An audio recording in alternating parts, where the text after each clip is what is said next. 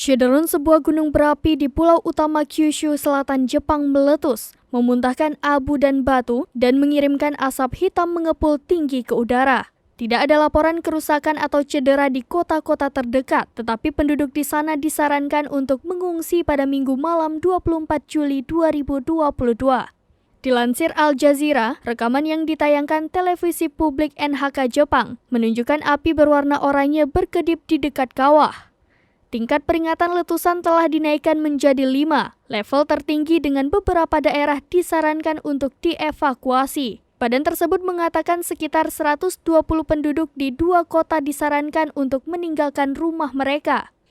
Para warga juga menerima peringatan bahwa batu vulkanik yang jatuh di daerah dalam jarak 3 km atau 1,9 mil dari kawah dan kemungkinan aliran lava, abu, dan gas yang membakar dalam jarak 2 km atau 1,2 mil. Dia meminta warga di daerah itu untuk memperhatikan pembaruan terbaru dari otoritas setempat.